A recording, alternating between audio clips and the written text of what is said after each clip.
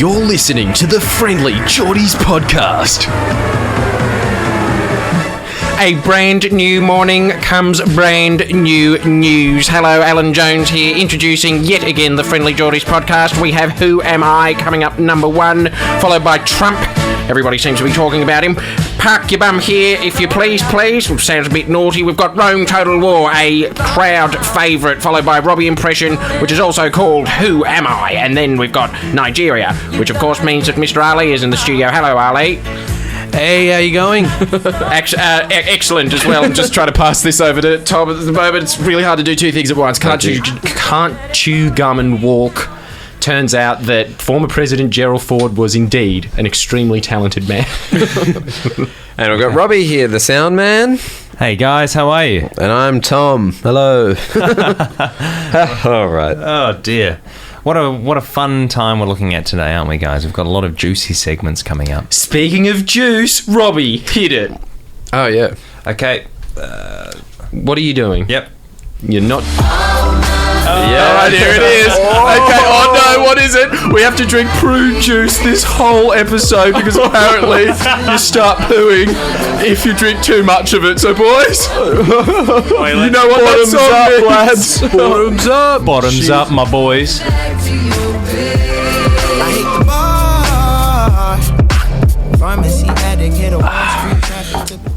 So, yeah, that song's really not going to be remembered in a couple of years. No way. Fits that so well, though. So, why are we drinking prune juice, Jordan? Well, it was more or less you, Robbie, that was telling me, I sculled a litre once. I tried a detox, which first of all, as if you care about your appearance at all. But Why were you doing a detox? When were you doing a detox? No, I just think we thought... I was just with a friend and we just thought... Yeah, let's try this out. What happens if you drink a litre of prune juice? I don't know. And we found out. It was an experiment. You didn't know that it was a laxative. Well, I knew something would happen. I didn't know what. But did you know that something bum-related would happen, or did you just think it would quench your thirst? You did. Oh, Surely. potentially, yeah. I was just... Why prune? Don't lie to us, Robbie. Yeah, no, it was a little, funny little experiment we did, and it ended up with me writhing in pain at 5 in the morning the next day. It's, yeah, so we all thought we'd all do it then, even though we know what the outcome is. So, well, as they say in science, if you repeat the method, it should come up with the same outcome, shouldn't it? Yeah. Okay, so yeah, we'll keep you posted on that. But the other problem is as well that Robbie woke up at 5:30 a.m. writhing in pain. Seems to be a 12-hour gap between the pain and the constipation. But that was also, I sculled a whole litre, and I think we're just doing shots over the whole time, aren't we? So, and as a radio stunt, it is a bit silly considering we probably won't need to run off and go to the toilet, right? And even if we did, it would sound very strange, right? There's a lot of negativity about this happening. Let's just keep our spirits up, keep it nice and perky. We're still doing this regardless. Why are we talking ourselves out? More energy, please. Okay, so who am I, guys? Who am I? Okay, so this is a game basically where we play with you, the audience, the Friendlyjordies podcast with the audience, a card game called Who Am I, right? You ask yes or no questions, and you'll eventually come to a celebrity that we've chosen as the person. So we're going first, and we've been doing this for a few weeks now, and this week's question that you guys asked on the Facebook comments section was, are you a star of stage and screen? And that was actually on the back of Samuel Choi being completely disparaging about the whole thing. He was going, fuck this game or something, I think he wrote. And so I just would say to you, Samuel, if you're not going to be a good camp leader, step down. Don't do it at all. Okay? We don't actually have the power to resign you, but we are much like opposition leaders going in front of a microphone saying it's dishonourable. He should resign. If anything, he has the power to fire us. But be a good sport, step down. Okay, unless you want to, keep this game going and be fun and keep everyone involved. Yeah. So are we a star team player of screen and stage? Yeah. And the answer is...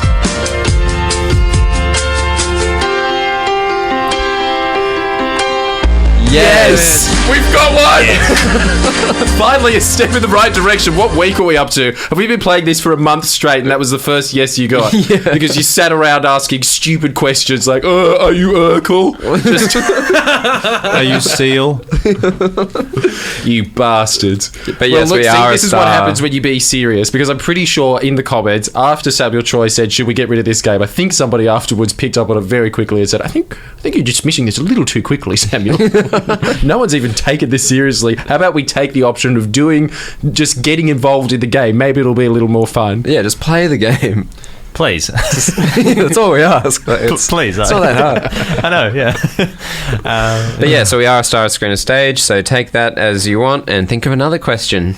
In this car game, for people that are travelling in their cars that do listen to podcasts, that's all fine, but we're sitting down very stagnantly. Yeah, Guys, in the FBI studio, and thanks FBI for the office space. Yeah, thank you very much, FBI Radio. But guys, can you hear this? Yeah, we heard it before. You were already playing it. What does that mean? Does it mean Who Am I with Robbie? Are you going to do a No, it Trump means impression? Is that what Donald you're doing? Trump. It's Ali's Trump. Of course! Yes. Oh, some classic just pretending to play dumb radio. So Ali has a theory about Donald Trump, which is worthy of being broadcast. So let's hear it. Yeah, I wonder if it is worthy. But, okay, so this is a theory. So I was interested in what is actually... Why is he so popular? What is it about Trump that makes him tick with so many people? Because he speaks his mind. And politics is all about wishy-washy things, isn't it? And he's a wild card. And I think there's more to it, man. And his outrageous hair. yeah, Man, if one more comedian says that. about his hair. Should like what we just said to Samuel Troy, Jimmy Kimmel, please step down. Unless you stop the hair jokes. Yeah. Or yeah. Yes, we get it. Yeah. And the hand joke. I think that's a bit too much now. What's the hand joke? Oh, is that to do with Yeah, his? it's got small hands.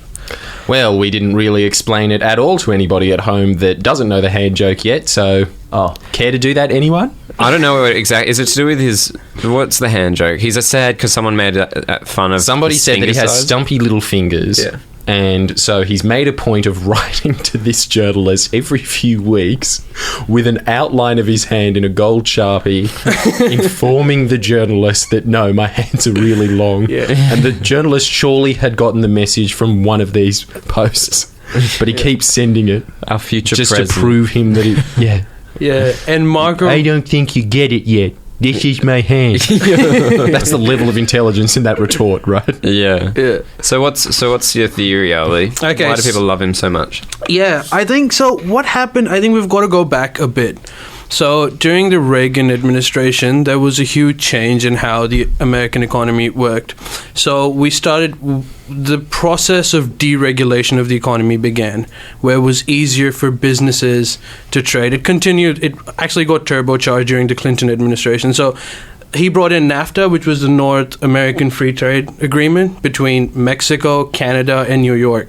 Mexico, Yes. Canada, and America. The TPP for little stuffed chili toys. Exactly. That's the best way to put it. So what that essentially did was there was what American economy, it went through a transition. The transition essentially was the bulk of power went away from manufacturing. That was outsourced to other countries, Mexico, China. That's why Trump brings out these two countries quite often. And America sort of took over the technology industry and services industry. So the power actually accumulated into these urban centers like New York. There was a lot more money to be made. And What is the service industry? so it's essentially just anything where you're not actually making, so it's anything that's not manufacturing, so like banking, insurance companies, you're not actually making anything tangible. So America just outsourced all their work. No, but that's actually happening everywhere over the world. nation hired a Latino maid Yeah, essentially, and that's such a good way to put it. Bullshit job. Well, it would be a maybe a service industry, or is that? Well, no. So America hired a Latino maid because they realized that they didn't have to pay as much, and there was more money to be made in other fields. And with this whole, But all these fields do nothing. At the end of the day, they produce nothing. yeah, that's why it's more. So America outsourced all its work so it could do nothing. It just became a giant hammock. Australia's done the same. Most industrialized countries go through the same process. But the whole thing was there was another addition into this. I work hard.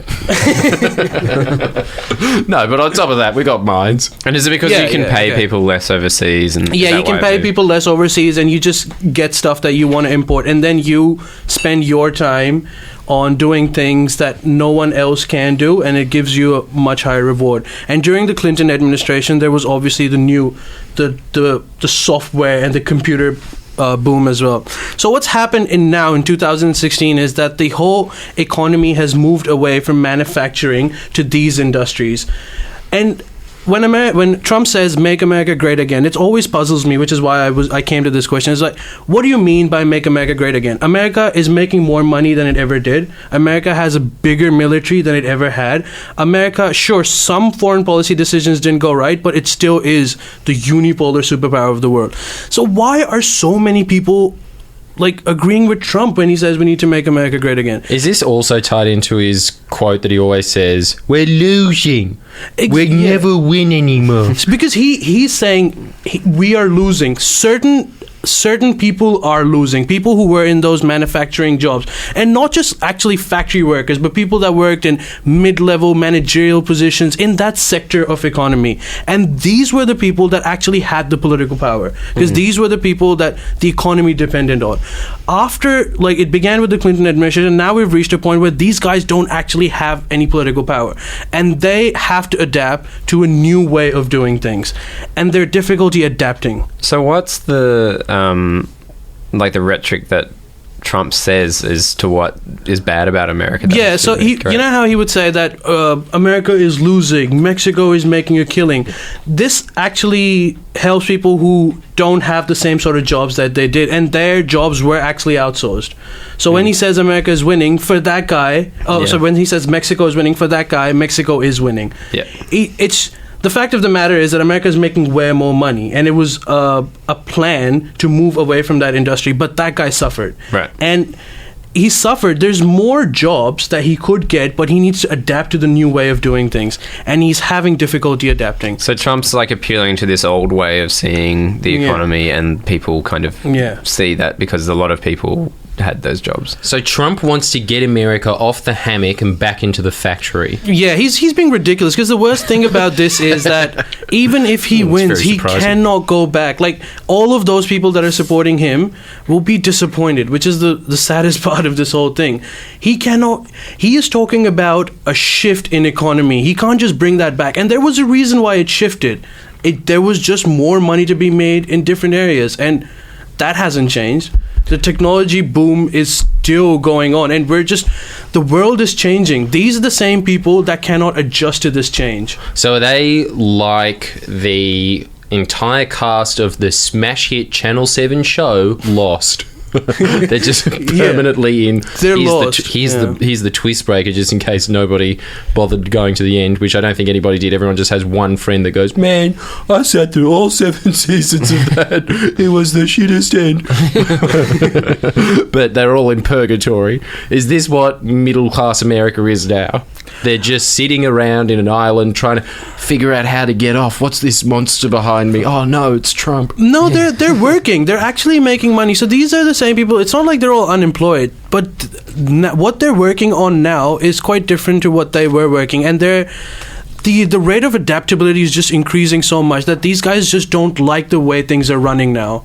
They're sort of nostalgic about what they were. But I don't really get it. Like, if they've got more money than they ever had, wouldn't quality of life be But better? they're not necessarily making more money. When I say America's making more money, I mean the economy is making more money. These people are probably getting the same amount of money, but in net reality, they're worse off now because they don't have any political power. That's the whole issue. They don't. The political economy that was based on these guys now is just shifted away. These guys are just making enough money to survive. They were probably making a bit, like they were making less money before, but in real terms it was better. They were better off then because and inequality has just grown so much as well. That's why they would hate Wall Street guys as well. At the same time, don't they see Trump as, like, how don't they see Trump as a kind of Wall Street guy? You know, wasn't he like a figurehead of New York business? Like, well, I don't get how he is the kind of saving grace of, like, for the people. He seems as though he should represent the opposite. Well, it's a bit like the guy that's in Confessions of an Economic Hitman. He's letting you in on the inside story, how it's really done. Yeah. I mean, one of his strongest debating points that nobody can retort is when he goes, I paid Bush out before, I paid Rubio, I've even paid Hillary, I played all sides, I was a businessman. Yeah. it's just the whole anti-establishment thing. People just don't want this, like, even Obama won on the same premise. Like, it was change. People still are not satisfied with the way things are running. There's nothing that really, you can do certain things, but you can't change the whole thing. But people don't realize that. So when anyone says that these politicians, they're the ones that we're in this situation, and I am not one of them, they're more likely to support the anti-establishment guy because of that whole change. It's universal throughout, actually. How much of this do you think, because Jordan and I were talking about this beforehand, how much of it do you think is planned out by Trump? Or is it a thing that Trump's thinking, like, all right, here's my strategy, I'm going to push these certain points because that'll appeal to, you know, everyone? Or is it a thing of Trump just on the top of his head just being like, you know what, like this, and how about this? Yeah, And how much is PR and how much is PT? Pure Trump. Yeah, I don't think he's just saying that stuff out top of his head. Obviously, he's improvising a lot when it comes to his speeches, but what he's saying, he probably has a big team that helps him out with understanding what points really hit with the people and his particular demographic. I think this has, like, by and large, this has been a strategy. I don't think that he realized that it's going to take off that well, but it has. And it's strategy work. But so I was always saying that the reason why he's winning is because he's got the best persona of any politician we've ever seen. I think that's what I was trying to say. I think there's more to it than just that. If that was the case, he would have been popular for a brief period and then he would have just plummeted, what every pundit was expecting. But he's actually getting stronger. He's not plummeting the same way that we thought. At least I thought.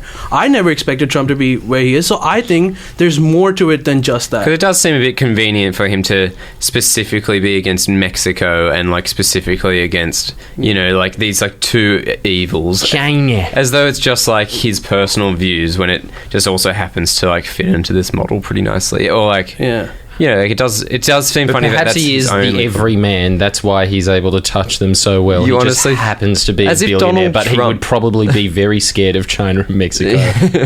I don't think he is scared of anyone. Like, it's as if Mexico really, like, affects him personally in his business decisions. I too think much. Like, it's- I think he would be a... It doesn't affect him, but he would read the paper much like any former middle American male and go, "Oh, Christ, 102." No, I really don't think he does.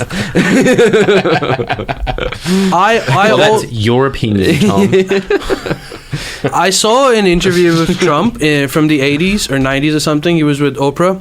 And he was saying the exact same stuff that he's saying now, which was impressive. But it also sort of, like, I have this idea, maybe he lost out on a lot of money because of this. So he's trying to because of free Mexico trade. over. I think he's lost out Bleep money that, on Robbie. this as well. Free trade agreement hasn't really helped him out. That's why he says that NAFTA is one of those things that nobody even talks about anymore. But he still mentions it because I think he actually suffered because of it. When he says that China and Mexico are winning and we are losing, I think he lost.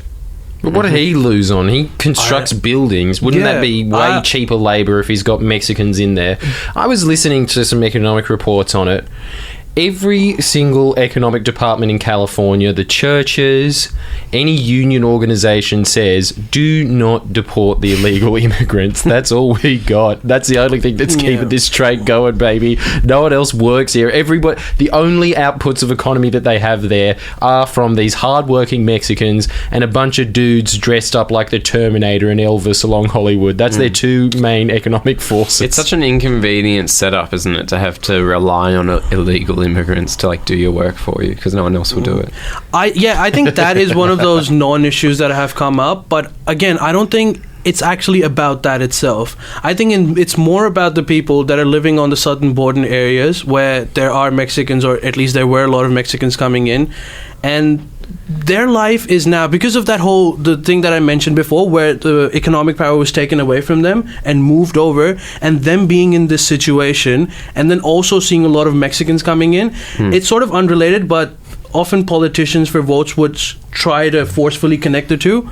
And I think when he says that we need to deport all Mexicans, it's more to do with that. And when he says things about like China and free trade, I think that's where actual substance is in his idea. It's an unfortunate situation, but what's even more unfortunate in the studio right now is Robbie hit it. It's time to drink. Drink up, guys. Prune juice.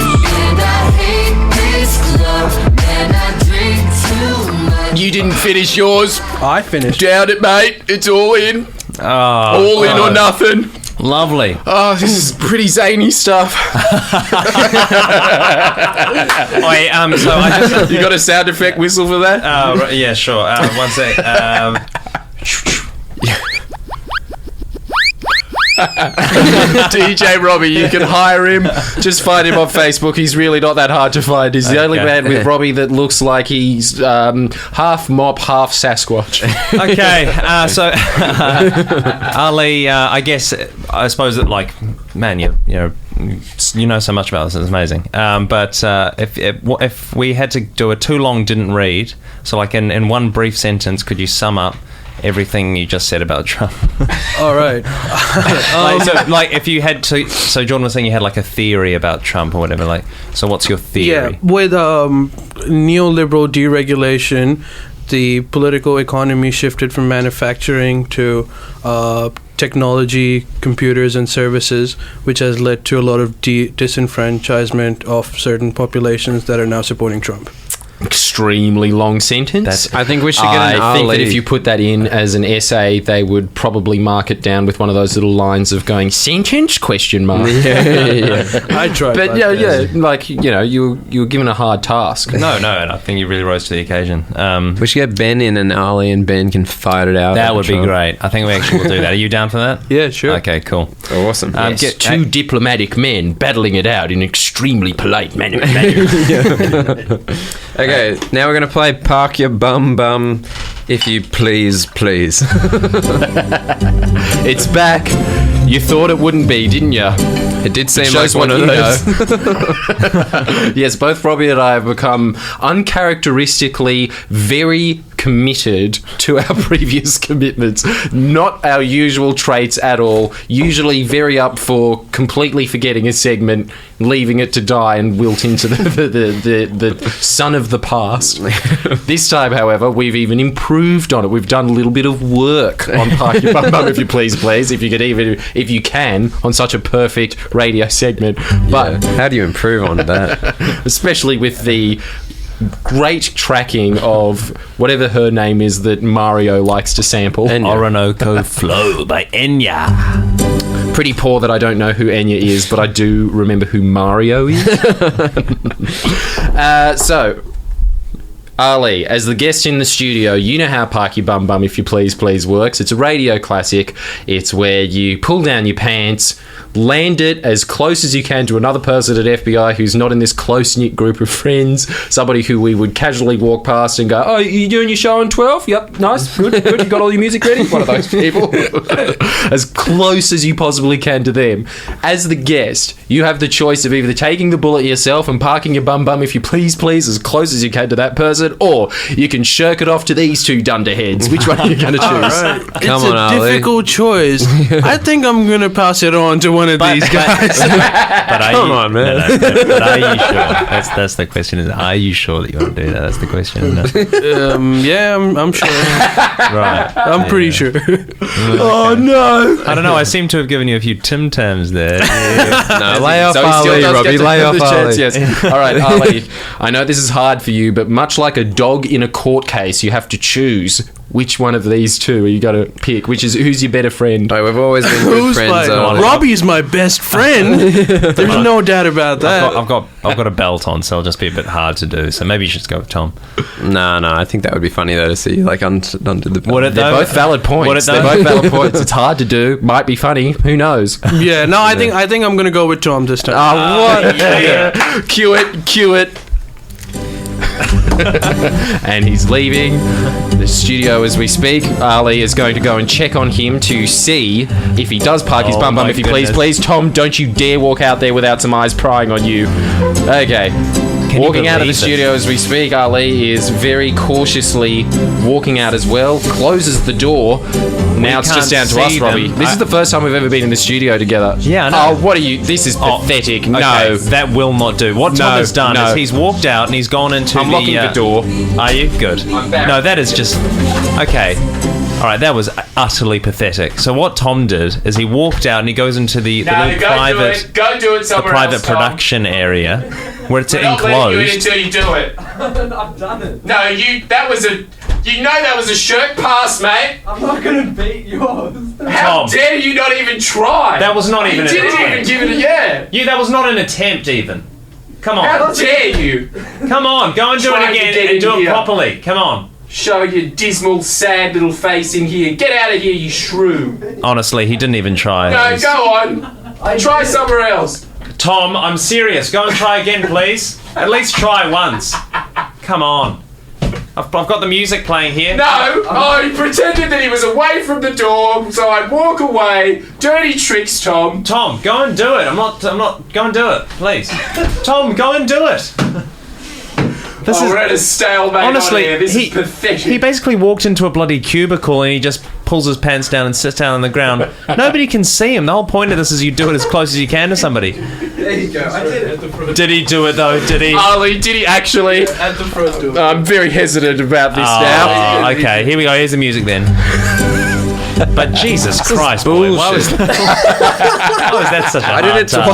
twice. He closed the door. Oh, I did it closer than Jordan did it.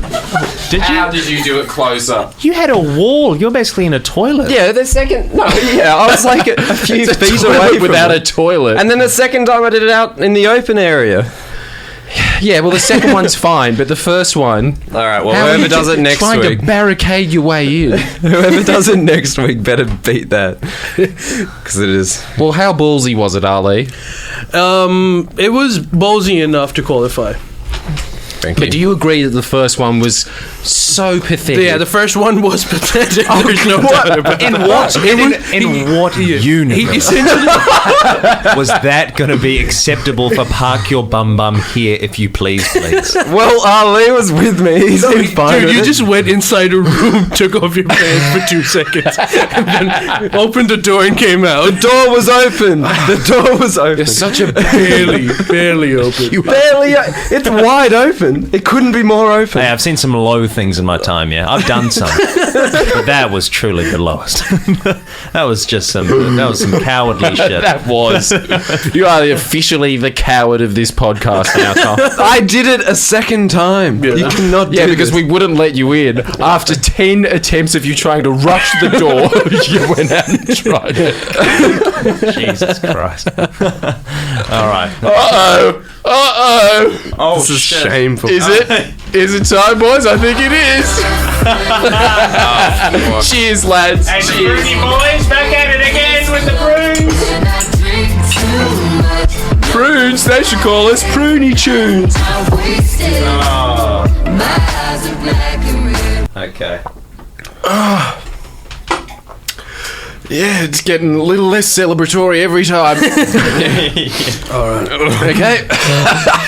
And now it's time for everybody's favourite Total War, the beginning, with Jordan Shanks. They say atop every civilization lies a greater civilization. Rome is no exception. Historian Livy asked, if you will, by Augustus, the first Roman emperor. Please put the music back on, Robbie. Was asked to write a propagandic piece about the history of Rome, but what he found was nothing but blood, gore, and rape. Enter Rome Total War, the beginning. Awesome. I really like that. A lot of fumbles in that. So that was the equivalent of that really shaky goal in the grand final of a VFL game where they just quickly pass it on and somebody's really like sort of dribbling the ball upwards while kind of just going trying to kick a goal. But we got there. We got there. We did it. All right. So here's what happens. This is the scoop. As was previously mentioned, Livy, one of the greatest historians of the Roman Empire, wrote 142 volumes on the history of Rome under Emperor Augustus's reign because both of them were obsessed with this notion of turning Rome back to the decent days. During the 1st century AD, in the words of Livy, the system had become corrupt. The people, nothing but a shroud of animals. He was saying that everybody was too much into orgies, partying. Nobody was... Where were the men of honour? The men that used to fight Hannibal, say. The men that used to face the Carthaginian Empire. The ones that invaded Egypt. All of these seemed to have disappeared and everybody was having the time of their lives at the centre of what is the most powerful empire on the planet, and he saw the writing on the wall that as soon as you stop growing, you die. That's the same thing that Emperor Augustus had. So he himself enacted a bunch of laws that made it illegal for adultery to occur, and the most minimal punishment that you got was banishment. When did they stop doing that? Is that a thing that they still do in Pakistan? Can you be banished? No, I don't think you can. Well, I guess exile is sort of the new way of doing it, but not the same way. Different word, nowhere near as intense. No. What's the difference between exile? It seems very similar. In modern day cases, exile just means like a really cool lifestyle outside of the country. It basically means in Christopher's case. Yeah, it just means You've got the choice of living it up in Spain or being in jail in Australia, and you choose Spain. Yeah, easy. But here, banishment always meant I cast you to a rock in the centre of the Mediterranean Ocean.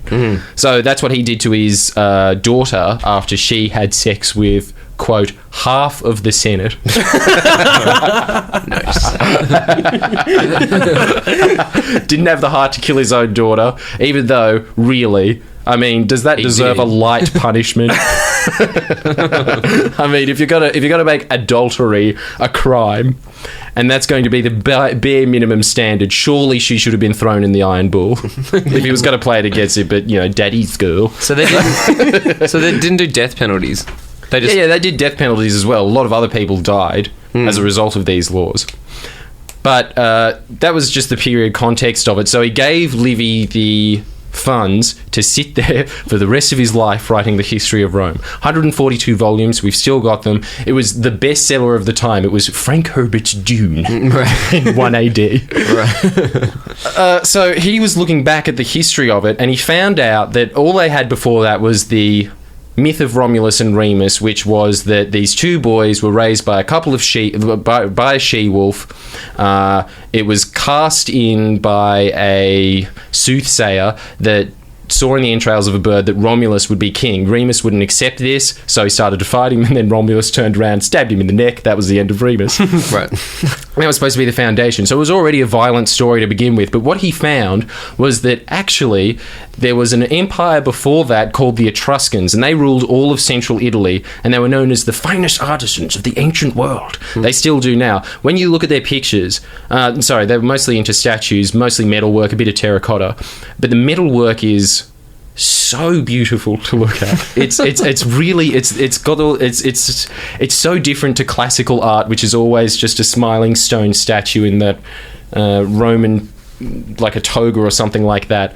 These people, yeah, they had a few statues like that, and actually those ones are kind of creepy to look at, but they have all these really weird artistic faces, and the type of art that you saw was not made in Europe for the next 2,000 years. They were really cutting edge. They were excellent smelters. Mussolini used their smelters in World War II, just reopened them 2,000 years later, and they work just as brand new. Even the Romans stopped using them. Wow. So what happened after that was that they had 12 cities, and then there was this area in the centre that was swampland. A lot of criminals started hiding out there, and that was the foundation of Rome. It was pretty much just 300 BC Australia. It was nothing but connies. That was it. Wow. Then Etruscans started to go into this settlement because they realised that it's actually quite a good position, both strategically in terms of defence and also in terms of trade, very good with the Greeks, who they started having very good relationship with.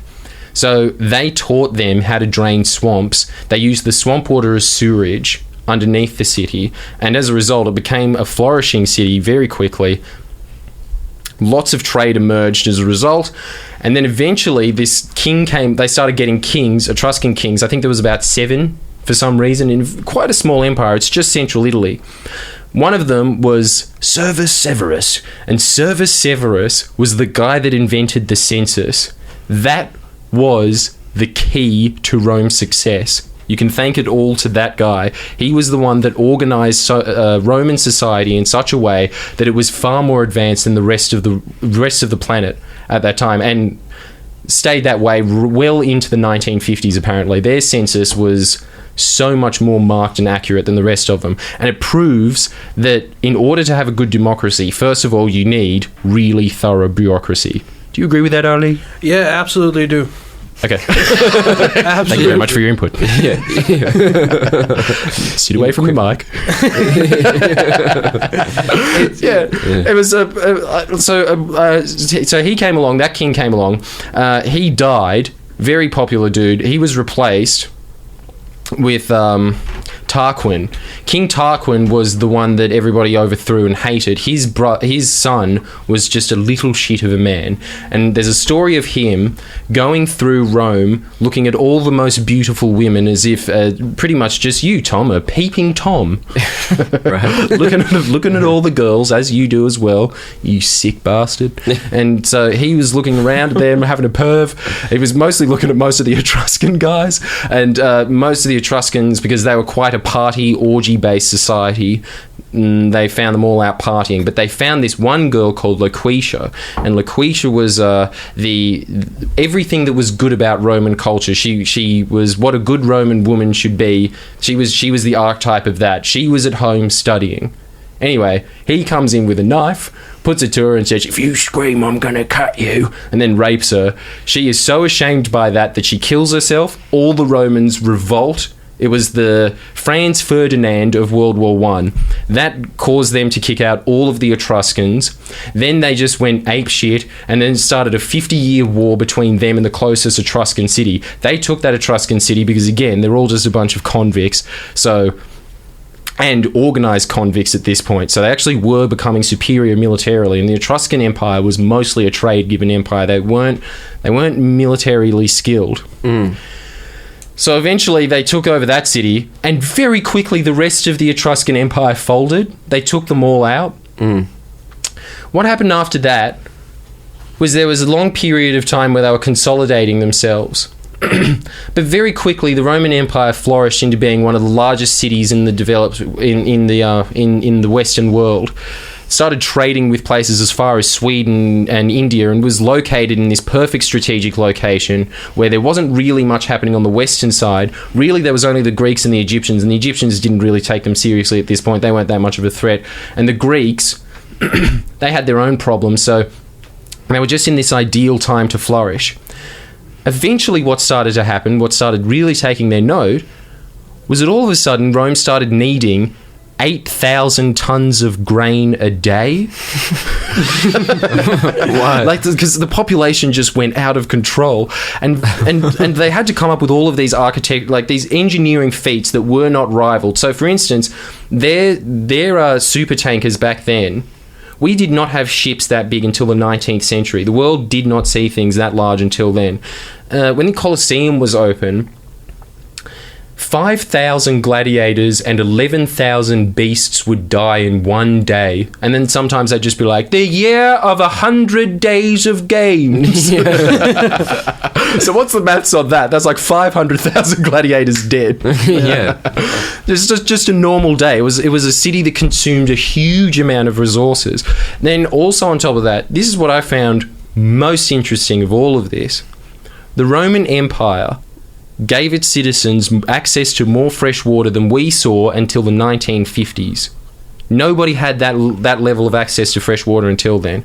So the level of disease, the level of squalor in these cities was far lower. The level of infant mortality rates was as low as it was in the 50s because they had a great trash management system, excellent roads, and of course, aqueducts. Robbie, you've got a question. Oh, I was about to ask, actually, was it because of the aqueducts that they had the fresh water thing? Yes. Very observant of you. That's where it all came from. Yeah.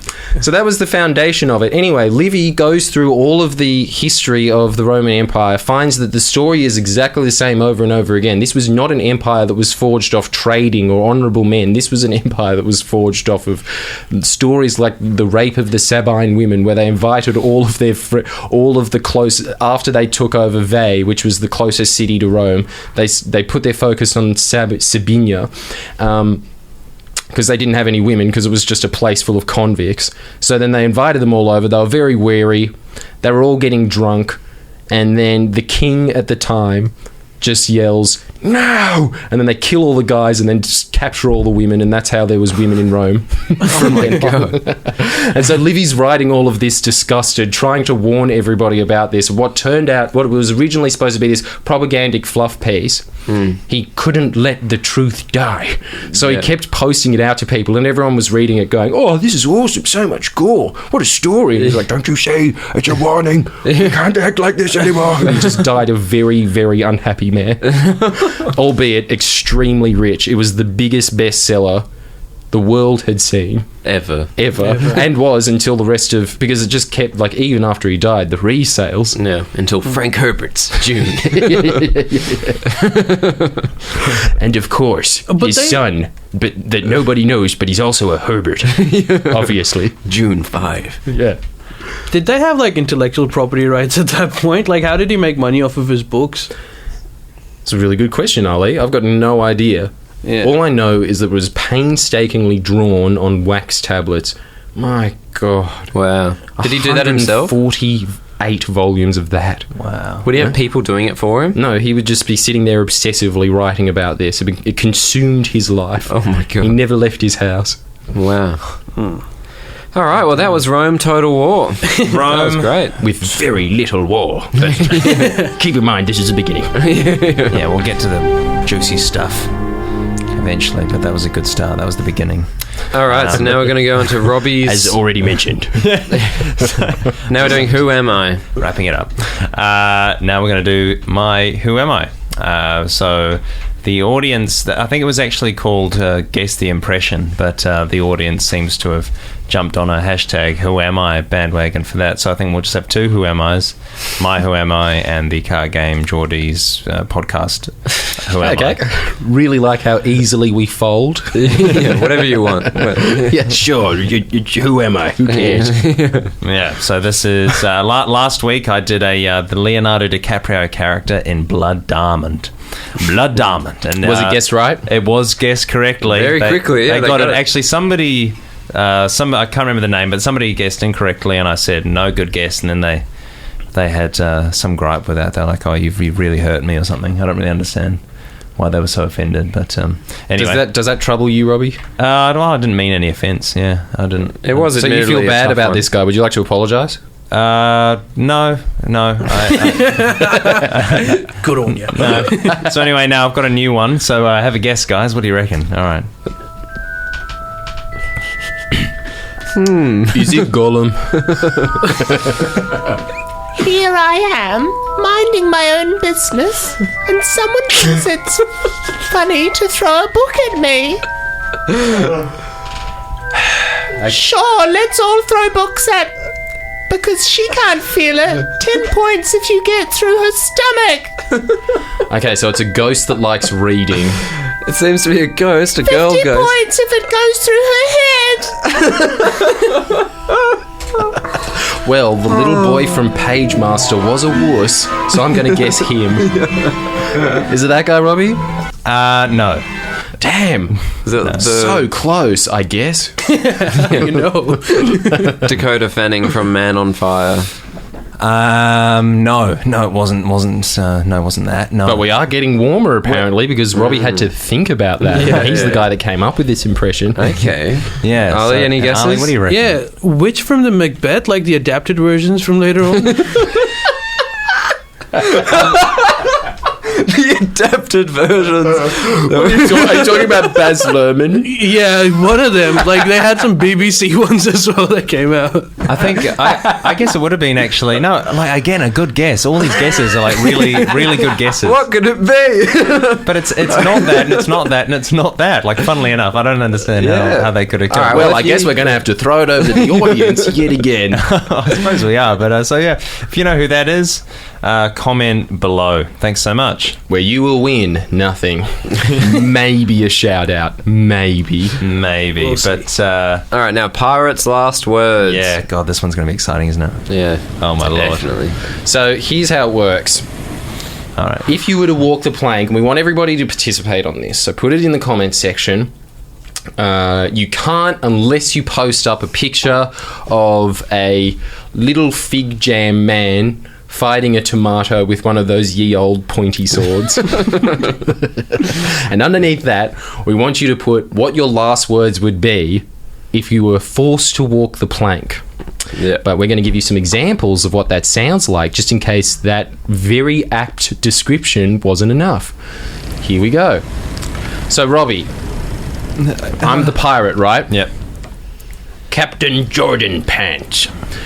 Right, here we go. Probably could have thought of something better than that, surely. Have you thought of anything leading into this? Have you got something prepared here? I bet he's going to repeat the same thing because we've been playing these two pieces of music over and over again. We found it so amusing. And I'm sure Robbie is going to repeat exactly the same little bridge that he was saying to me before. I'll think of something better, but I don't think he will. All right, let's see what he does. All right, let's see. Any last words, Mr. Armfeld? Goodbye, I guess. It's the same. It's exactly the same. It's not even. Play it. Oh, God. Splash. Very anticlimactic music to just drowning. There's nothing action-packed that happens. You die in this situation. All right. So, we've got three good. more of these to get through. So let's do it, eh? Oh, we're doing more. Oh, we definitely are. Okay. And because you asked, Tom. Can I do it? Sure can. Can I be the pirate? All right. Okay. Hey, you've committed so many crimes against us. What are your last words, Tommy boy? Don't do it. Don't do it. I can do it. Don't. So your last word was ch. No. Okay, no. Give me another chance. No. Play him out. Play him out. No. Thank you very much, Tom. Another chance.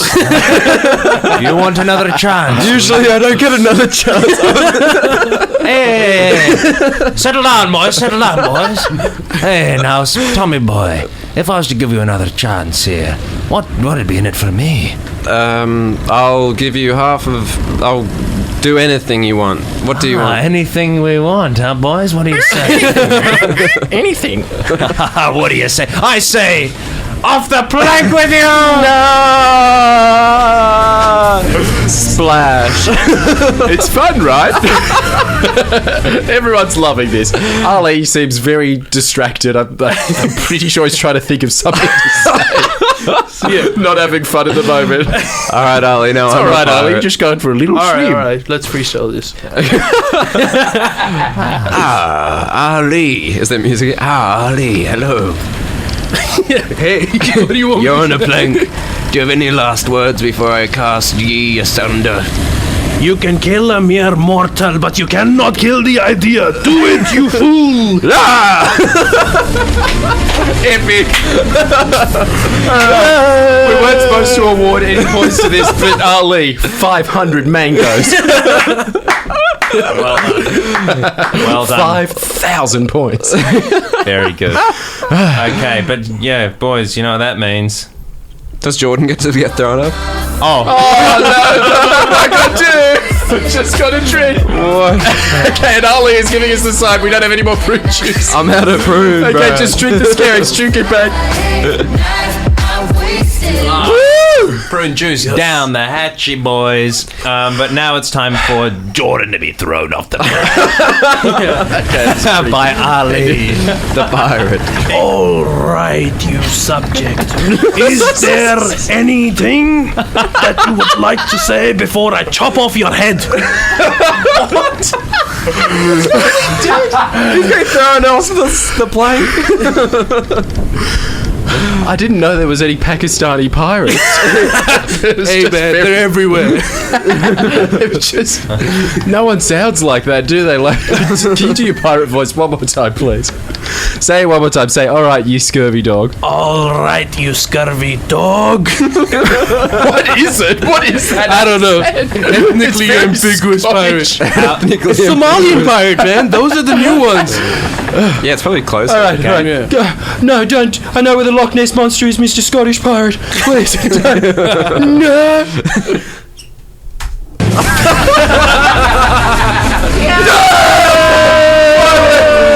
Splash. Ali! Settle down. God, that was just awful audio. I really want you to cut that out. That was just a mash. That's good. Oh, Lord You could almighty. hear it peaking. Yeah, I know. Oh, God, Tom, what is it with you and just taking it overboard? Hey, good that was one. like, do you know what? Fair that enough. actually, I feel like that ties in nicely to our next segment, which is Ali's African heartland, Nigeria. An edition where he actually chooses an African country. I thought we made this very clear to you, Ali, that we were going to call it African Heartland, and then you always choose a country from the Middle East. But you actually followed the rules, and we're doing just this Nigeria. time. And here we are, stuck with Nigeria. Go ahead. All right, tell us what's happening in Bulgaria.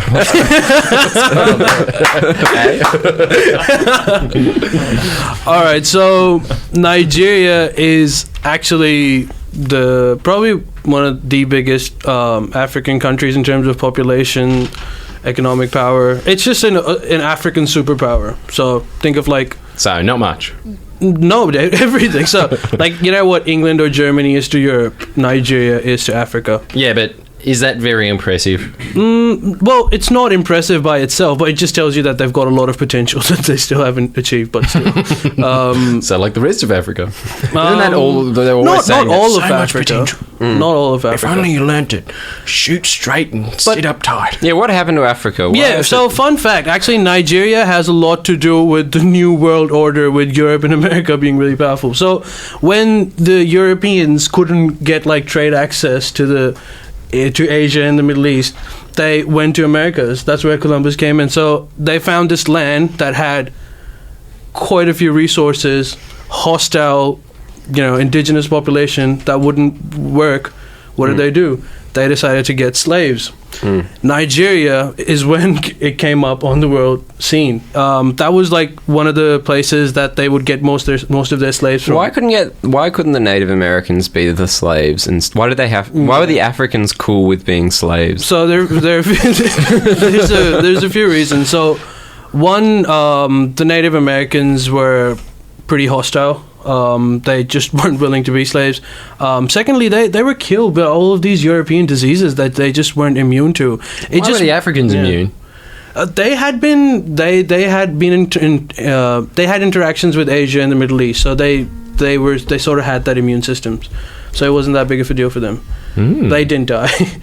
But yeah, Because I always thought that on the barges to the Americas, sometimes as much as 3/4 of the slave population on the ship would die. oh yeah, but those aren't just because of foreign diseases. Those were just like horrible conditions that they were in. Anyone would die. And Okay. So it was kind of like a live export now. yeah, so that was the beginning of this new economy, which was this Atlantic trade. So Europeans would go. So okay, Nigeria is on west of Africa. That's an important point. So it's on the western edge of Africa. So Europeans would go to Americas, and there was trade that would come. So basically, tomatoes, potatoes, and all of this stuff. We didn't have any idea about that until we got to America. Potatoes. Even potatoes. That's What did the Irish eat before that? Nothing. They were starving. That's why they were potatoes. They had to bring in potatoes. What about the whole thing about how Italian food has got like tomato-based sauces? All from America. So before America was discovered, No Italians tomatoes. never had No. tomato sauce. That tells you a lot about like how awesome America was. So Yeah, it wow. just revolutionized the culture. So there was trade. So African slaves would go from West Africa to Americas, and then produce would go from Americas to Europe. So this was this triangle trade that just gave birth to the new economic order. Robbie, Wow. don't try and sneakily pull out the Tim Tam packet. Thinking you won't make a noise. I didn't. You did. You're holding it. What do you mean you didn't? Are you denying that you're eating a Tim Tam right now? No. You trying I've to got eyes. You trying to convince the audience or something? Like get on their side. We can see your Tim Tam. No, We're going to out you. I'm just enjoying the story. Yeah, he's just having popcorn with Yeah, the movie. It's awesome. It's so good. You can have one if you want. I'm so sorry, Ali. Yes, it is awesome. And thanks for distracting us, Ali. I don't even know what country were we talking about. Iran, Ali. Iran. Tim Nah, it's all Tam good, man. Afghanistan, apparently, according to Robbie. All right, so that was the beginning of it all. Then the British eventually took over, and then they left in 1960. They took over Nigeria. Yeah, they took over. Well, okay, so Nigeria, the northern Nigeria is essentially dominated by Muslims, and the southern Nigeria is dominated by Christians. They never really had a problem until quite recently. But so when the British took over Nigeria, they essentially took over the southern region because that was where most of the money could be made. And eventually they later found out that it had like loads of oil as well. But they dominated the southern region, and the northern regions were essentially these Muslim tribes that they sort of left on their own. They had like those peace accords. They went on confrontation, but they didn't have much to do with each other. So the Muslim area essentially had no British interaction. And in 1960, this is another thing. It's not just with Nigeria. What decolonization does in pretty much every country is that, so you have these British people running the country, and they're doing a really good job at it, as in running itself, but the purpose for them being there is to basically get as much economic resources as they can to the motherland, Britain. So they would invest on like railways and these sort of infrastructures because it just helped them take all of this stuff to us. So they have these civil bureaucracies, as you said with Rome, the most important thing to running anything. So they had these civil bureaucracies which were dominated by the British. Once they were leaving, because they did leave on a good note, so it was like being from a ruler to a friend. It's a weird transition. So they would essentially go back and they would try to train these African people to run their country, this artificial country that they've made. Because remember, there was no nationalist sort of a thing. The nationhood idea was very foreign to these people. So they were just essentially, even the southern ones, so they were these tribes that were living within these peace accords. There wasn't a Nigeria, for that matter, in anywhere in Africa or Middle East. So when British left, they made these demarcations based on just either geography of rivers, and like it's way more complex than they had ever imagined. So they would leave the country and train for a couple of years a few elite African people that were basically with them during the time. And when they leave, it's sort of difficult because when Britain was ruling, they had all of this history of reaching to a point where they had a civil bureaucracy that they could run, understand how these things work. When they leave, they give these positions, but none of them know how to handle it. They haven't been doing it for 60 years. So it's essentially a corruption festival afterwards. Everyone is just looking after themselves, and it's a disorganized country. And is there no kind of national mindset, so they feel like, why bother? Yeah, the national mindset is just beginning. So the only people that are actually reinforcing those national mindsets are the people that the British left in power, because it's in their interest to keep this national identity.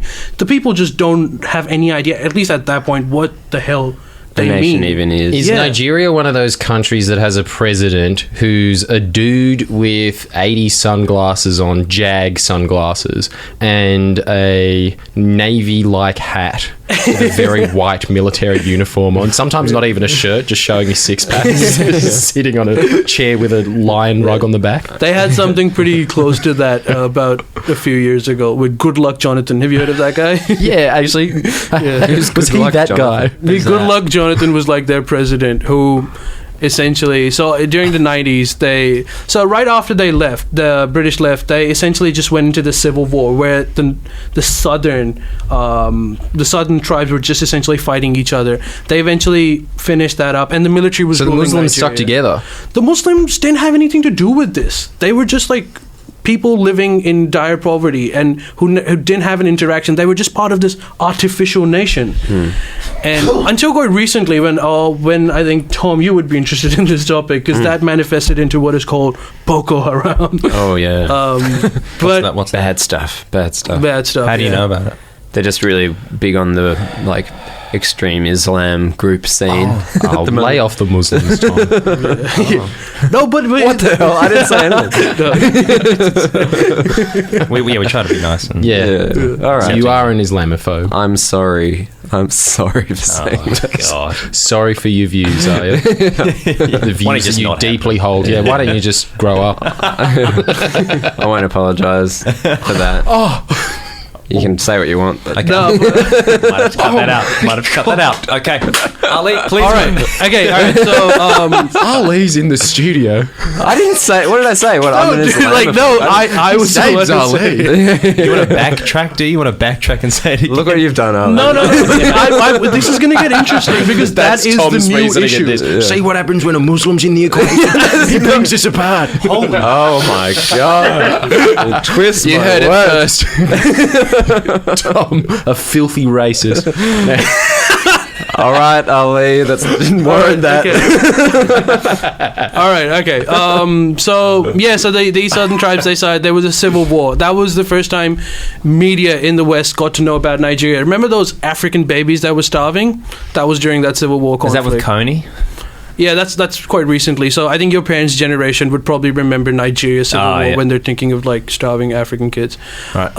Yeah. So they eventually got a hold of that, and they sort of combined together. They didn't break away, and then they just had this power sharing, this corrupt nation that had managed to find oil as well. It's extremely rich. They don't have to be as poor as they are, but the system is so corrupt and so ineffective that the country is going to ruins. And not only that, now the Muslim part comes in. So the north, which was the Muslim dominated area, basically shared no economic prosperity. Even with this corruption, at least there was a black market that was running things. The north never faced anything. So these were these new disenfranchised people that were living in nobody really cared about them. And those are actually ripe conditions for Islamic fundamentalism to breed come in and so it took a pretty vicious sort of form there, which is quite depressing in itself. But yeah, so until quite recently, they were just running this borderline failed state with like 8 billion of oil resources every month. I think every week being stolen and going to the black market. Oh my god! It's insane, and but a very, very rich area by itself. So why did Britain leave? Did you say that already? Well, Britain just couldn't handle colonies. Surely that would in be any like way. a really valuable place to. No, they keep their interest. So Shell was working even after decolonization, but British just couldn't. They reached a point where they just realized that the empire just wasn't feasible, so they were going away by themselves. Yeah. Ali, controversial question coming at you. What do you reckon? Keep it colonised, or is it good that they're free now? No, dude, it shouldn't have been colonized in the first place. No, which but is- like now that once it was colonised, should Britain have pulled out, or should they just? it's have sort kept of it? like if you have cancer and your head is hurting, you keep giving them a painkiller. It'll briefly solve the issue, but you're not getting rid of the illness. The original cancer. What is the illness? The illness is that these people collectively need to learn how to run a government, and the last thing they need is even if the British are these saviors that are just going to come in, and that's the last thing they need, because that's what created the issue in the first place. If Britain has reached a point where they have, because it was a natural progression of development, they collectively realized how to run things. You cannot force that onto anyone. It never works. It will have devastating impacts. So Nigeria has the same question we are always posed in arts classes at uni here, where they go, what do you think being an Australian is? Is there an answer to that? Yeah, that's what And they just sit around and everybody's too scared to answer it. Everybody knows what the answer is, though. Southern Cross tats, man. That's what it means. Clearly what's being Aussie, right?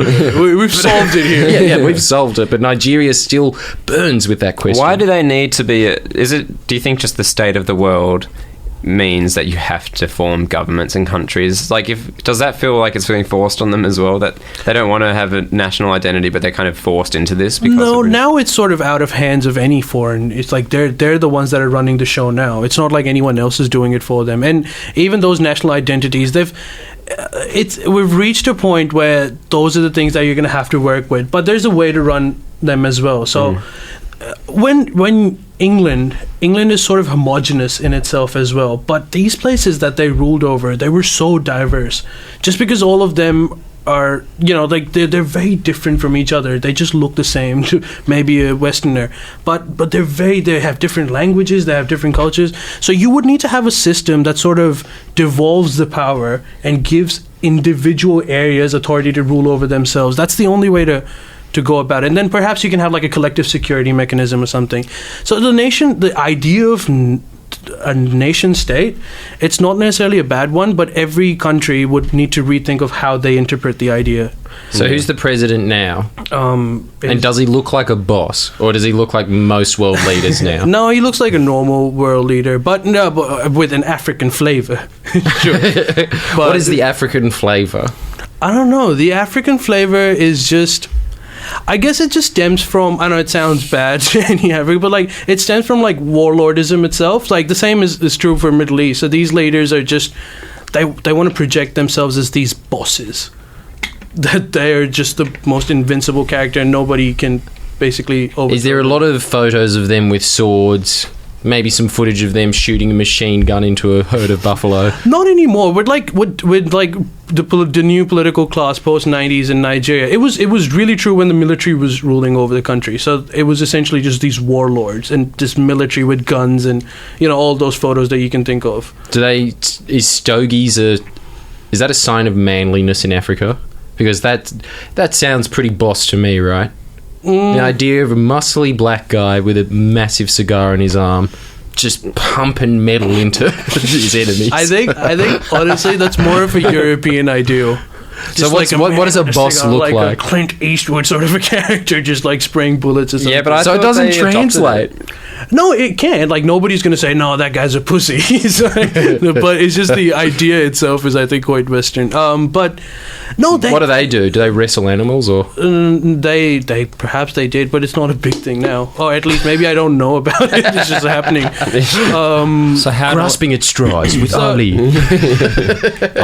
They just have these armies that are supported by everyone. So they have a lot of private armies now. So even with civil wars and things, they have these private armies that are often like European constructed. Isn't like they would hire someone from a developed nation and then they would just get like a whole army and then they would send it. So they're doing that with Boko Haram now. So so they'd have a white South African guy that'd be like, the boss man wants you to take out calling the the shots. Yeah, but mostly Awesome. it'll just be like African black people that are actually fighting. But There you go. yeah, but they tend to do that as well. So do any of the big celebrities have a stranglehold of the charity of that place? You know how so George Clooney's got the Amazon. Yeah. Sally Struthers has Ethiopia. Does anybody have Nigeria? I'm not sure. Oh wait, Michelle Obama. She did the Bring Our Girls Back. Oh thing, right, yeah. Nichelle Obama, Nigeria. Okay. Yeah. To which Rush Limbaugh, yes, her tight grip on it. Rush Limbaugh had a huge issue with her doing that. Just kept putting up the picture of her with her bring her girls back picture, just going, look at this. This is sad, right? Just call and tell me this is sad. Why did he not like it? I don't know. That's all the clip that I saw of it, of him just being outraged at how mopey the picture looked. Right. Okay.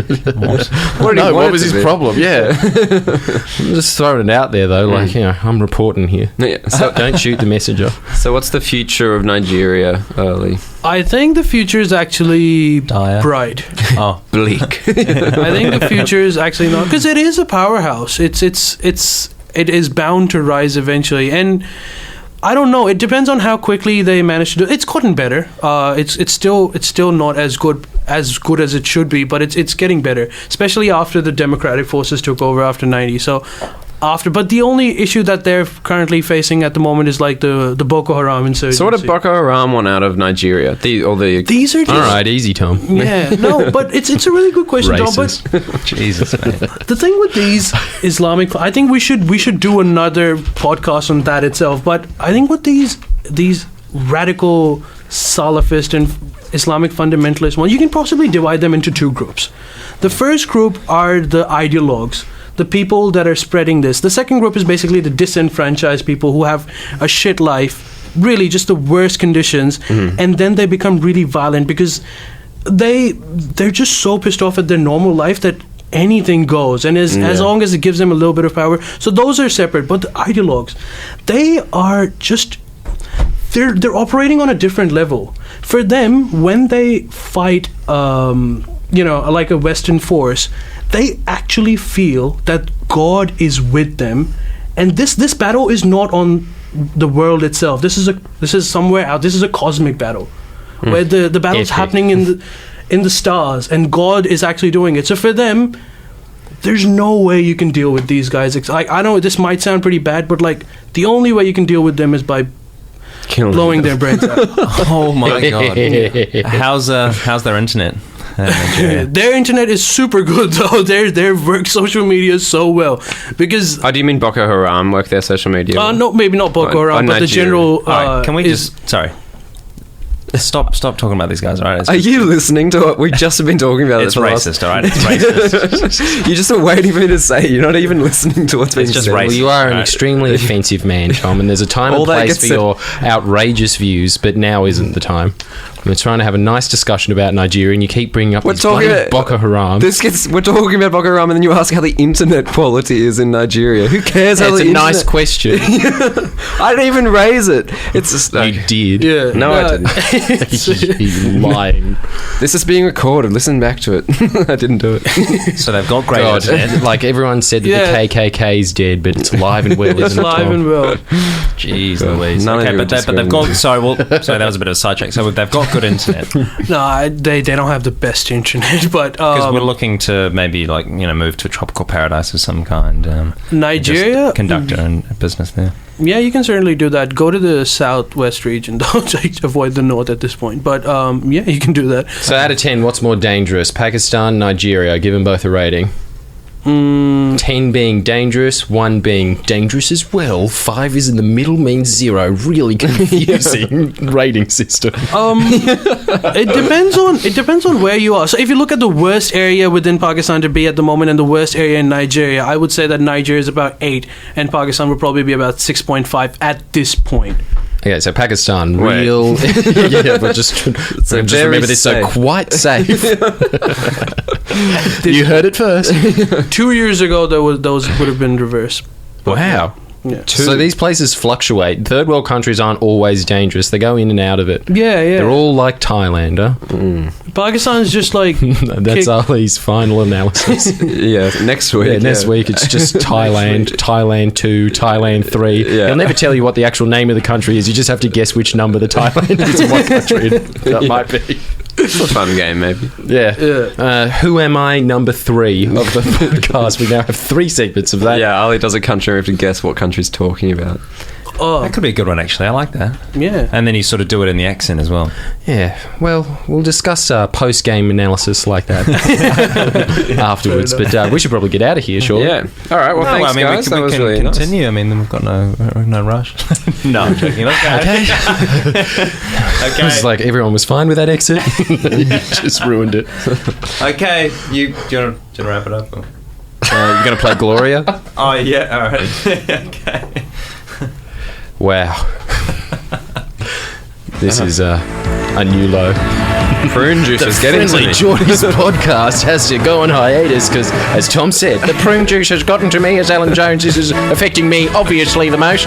I will see you all next week. Make sure that you're all here because I certainly will be. Alan Jones out with my 3 amigos. Tom, Ali, Robbie. And of course, Jordan. Thank you very much, boys. Absolutely riveting discussion. I wish that I could be here, but again, just prune juice, eh? That's the only reason why I wasn't in the studio. Also, this is clearly Jordan doing Alan Jones's voice. Over and out.